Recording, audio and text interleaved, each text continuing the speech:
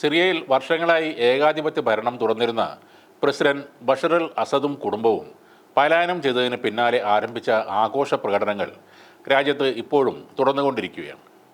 13 വർഷങ്ങൾക്ക് മുമ്പാണ് ഏകാധിപത്യ ഭരണത്തിനെതിരെ വിമത നീക്കം രാജ്യത്ത് ആരംഭിച്ചത്.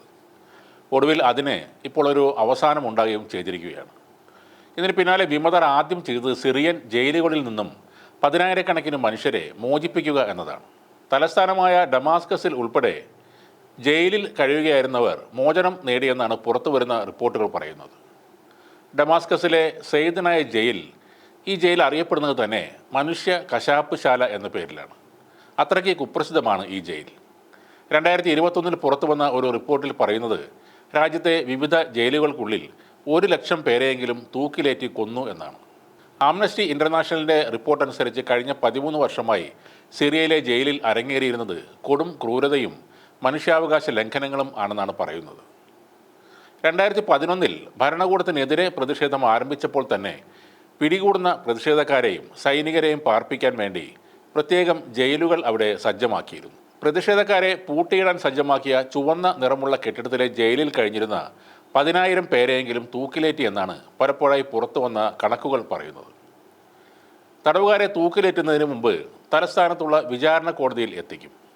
എന്നാൽ അതൊക്കെ പേരിന് മാത്രം വേണ്ടിയുള്ള ഒരു വിചാരണയാണ്. വെറും 3 മിനിറ്റ് മാത്രമാണ് പരമാവധി ഈ വിചാരണ നീണ്ടു നിൽക്കുന്നത്. അതിനുള്ളിൽ തന്നെ വധശിക്ഷ വിധിച്ചിട്ടുണ്ടാകും.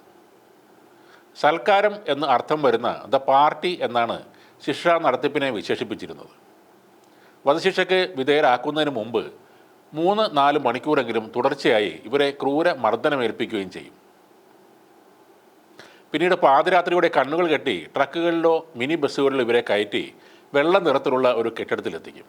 ആ കെട്ടിടത്തിൻ്റെ ബേസ്മെൻറ്റിലുള്ള ഒരു മുറിയിലെത്തിച്ച് തൂക്കിലേറ്റും. ഇതായിരുന്നു സിറിയൻ ജയിലിൽ വധശിക്ഷ നടപ്പിലാക്കിയിരുന്ന രീതി. ആഴ്ചയിൽ 2 തവണ ഇത്തരം ശിക്ഷ നടപ്പാക്കൽ നടന്നിരുന്നു. ഓരോ തവണയും 20 മുതൽ 50 പേർ വരെ കൊല്ലപ്പെട്ടിരുന്നു. അവരുടെ കണ്ണുകൾ കെട്ടിയിരുന്നതിനാൽ കഴുത്തിൽ കയർ വീഴുന്നത് വരെ തങ്ങൾ മരിക്കുകയാണെന്ന് ഇരകൾ അറിഞ്ഞിരുന്നില്ല. കൊലയ്ക്ക് ശേഷം ഇരകളുടെ മൃതശരീരങ്ങൾ ട്രക്കുകളിൽ കയറ്റി തഷ്രീൻ ആശുപത്രി എത്തിച്ച് അവിടെ കൂട്ടത്തോടെ കുഴിച്ചു മൂടുകയായിരുന്നു.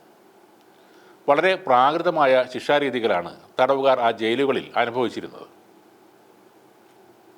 അതിക്രൂരമായ ലൈംഗിക അതിക്രമത്തിന് വിധേയരാക്കുക, തടവുകാരെ കൊണ്ട് തന്നെ തടവുകാരെ ബലാത്സംഗം ചെയ്യിക്കുക, അസുഖം ബാധിക്കുന്നവർക്ക് ഭക്ഷണവും മരുന്നും നൽകാതിരിക്കുക എന്നീ കാര്യങ്ങളാണ് അവിടെ നടന്നിരുന്നത്. തടവുകാരെ പാർപ്പിച്ചിരുന്ന ജയിലുകളിലെ ജീവനക്കാർക്ക് പോലും അറിയില്ലായിരുന്നു അവിടെ നിന്നും മാറ്റുന്നവർക്ക് എന്താണ് ഇനി സംഭവിക്കാൻ പോകുന്നത്. ബഷർ അൽ അസദിൻ്റെ അടുപ്പക്കാരായ ഉദ്യോഗസ്ഥരെ മാത്രമാണ് ജയിലിൽ മേൽനോട്ടത്തിനായി നിയോഗിച്ചിരുന്നത്.